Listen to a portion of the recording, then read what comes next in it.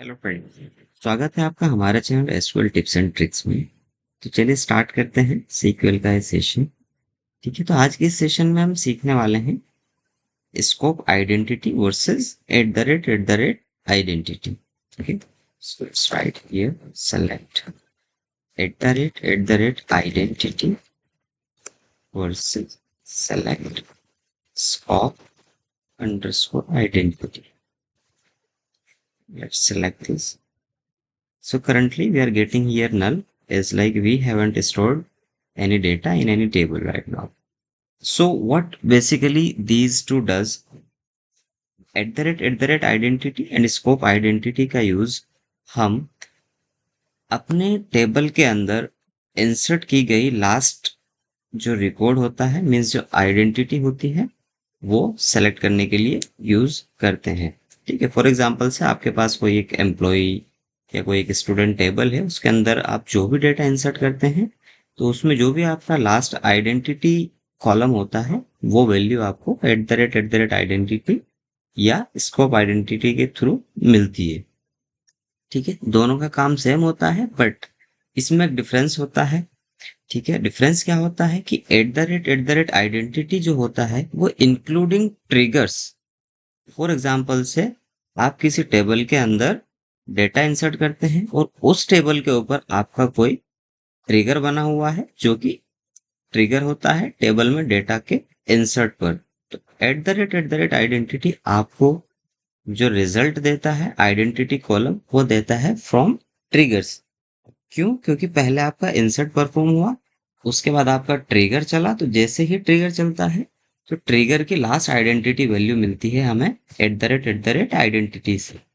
जबकि scope identity क्या करता है, ये सिर्फ आपको with in a batch means जिस क्वेरी विंडो पर या जिस स्टोर प्रोसीजर्स में आप डेटा इंसर्ट कर रहे हैं, जिस टेबल में आपने लास्ट डेटा इंसर्ट किया, यह सिर्फ आपको उसका आइडेंटिटी कॉलम देता है। ठीक है, मीन्स लास्ट वैल्यू देता है।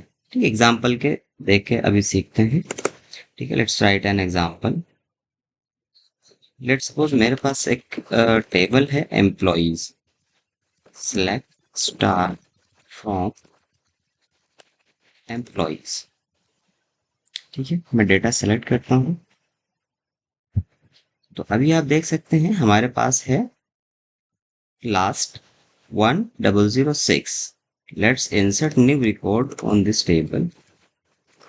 Insert into employees. Okay. Name. Let's take here name, comma, salary and values. Okay. So let's give here John's. And let's give here the salary 50,000. Okay. Now let's use both.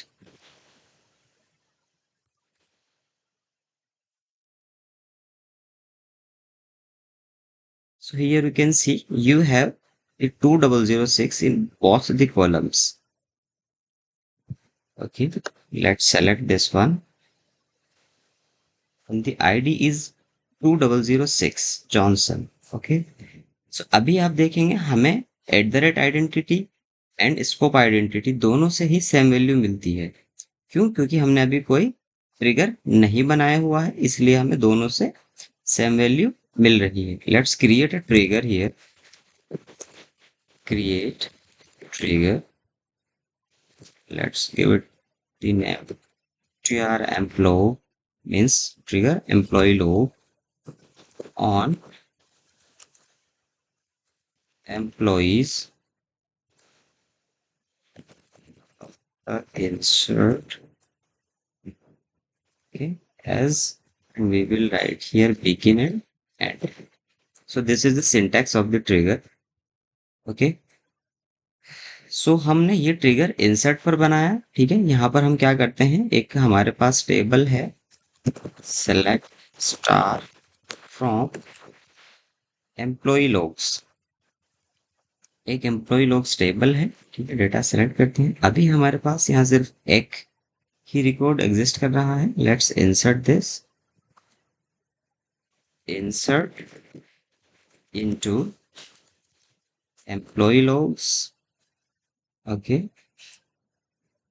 and the value, select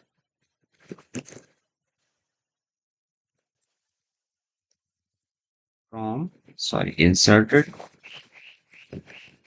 and the columns name, employee id, comma name, comma salary. So these three will be inserted to this employee log. Okay, let's create this trigger. Okay, trigger created successfully. Now let's insert again and we will see the difference here. Okay, let's just give it Johnson 1. Okay, let's insert this again.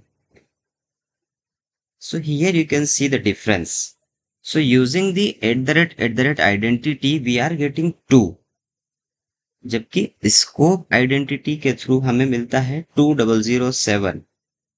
Why it's because, क्यों? क्योंकि employ logs के अंदर जो हमारा data insert हुआ है वो trigger के थ्रू हुआ है, और ये है इसकी आईडी 2 जो कि हमें मिली थी @ आइडेंटिटी के थ्रू। ठीक है, स्कोप आइडेंटिटी के थ्रू हमें मिलता है 2007 जो कि है फ्रॉम एम्प्लॉइज टेबल। ठीक है, let's check here, it's 2007, the last inserted record 2007। so what's the difference between them? @ identity returns the last identity value including triggers, जबकि स्कोप आइडेंटिटी रिटर्न करता है without triggers. Okay, so I hope आपको ये video clear समझ में आ चुका होगा।